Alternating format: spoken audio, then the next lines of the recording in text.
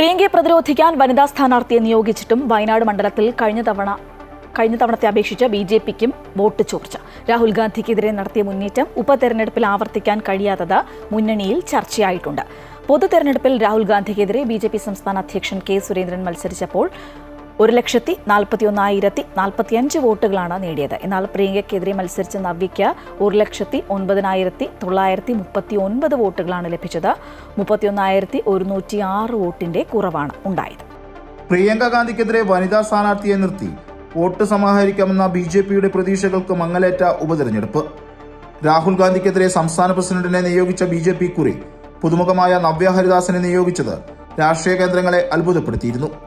കോൺഗ്രസിന്റെ കുടുംബാധിപത്യമെന്നും മണ്ഡലത്തിൽ പ്രവർത്തിക്കുന്ന എംപിയാണ് ജനങ്ങൾക്ക് ആവശ്യമെന്നുമായിരുന്നു എൻഡിഎയുടെ മുഖ്യ പ്രചരണ ആയുധം. സുരേന്ദ്രന് വേണ്ടി നടത്തിയ വമ്പൻ പ്രചരണങ്ങൾ നടത്താനും ബിജെപി തയ്യാറായില്ല. സുരേന്ദ്രന് വേണ്ടി ദേശീയ അധ്യക്ഷൻ JP നദ്ദ വന്നിരുന്നു. നവ്യയ്ക്ക് വേണ്ടി മന്ത്രിമാരായ സുരേഷ് ഗോപിയും ജോർജ് കുര്യനും മാത്രമാണ് പ്രചരണം നടത്തിയത്. ഇതെല്ലാം എൻഡിഎയുടെ വോട്ട് വിഹിതം കുറയ്ക്കാൻ കാരണമായെന്നാണ് വിലയിരുത്തൽ. പ്രചാരണത്തിൽ പോരായ്മകളുണ്ടായിട്ടും പോളിംഗ് കുറഞ്ഞിട്ടും മികച്ച പ്രകടനം നടത്തിയെന്നത് നവ്യ ഹരിദാസിന് മുന്നോട്ടുള്ള പ്രയാണത്തിന് കരുത്തേകും. അതേസമയം മുണ്ടക്കൈ ദുരന്തത്തിന് കേന്ദ്ര സഹായം ലഭിക്കാത്തതും ക്രിസ്ത്യൻ വോട്ടുകൾ ലക്ഷ്യമിട്ടുള്ള പ്രചരണവും തിരിച്ചടിയായെന്നാണ് ബിജെപിയുടെ വിലയിരുത്തൽ. ബിജെപിയുടെ ശക്തി കേന്ദ്രമായ ബത്തേരിയിലും എൻഡിഎക്ക് വോട്ട് ചോർച്ചയുണ്ടായി. കെ സുരേന്ദ്രൻ മത്സരിച്ചപ്പോൾ 35,709 വോട്ട് നേടിയിരുന്നു. എന്നാൽ ഇത്തവണ ബത്തേരിയിൽ 26,762 വോട്ടായി കുറഞ്ഞു. മലപ്പുറം ജില്ലയിലെ മണ്ഡലങ്ങളിലും എൻഡിഎക്ക് ക്ഷീണം സംഭവിച്ചു.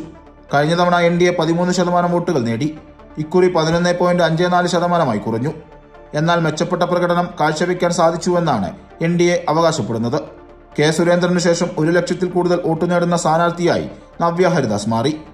2009-ൽ 31,687 വോട്ടുകൾ മാത്രം ലഭിച്ചെടുത്തു നിന്നും തുടർച്ചയായി 2 തിരഞ്ഞെടുപ്പിൽ 1,00,000-ൽ പരം വോട്ട് ലഭിച്ചത് മികച്ച നേട്ടമായാണ് ബിജെപി കരുതുന്നത്.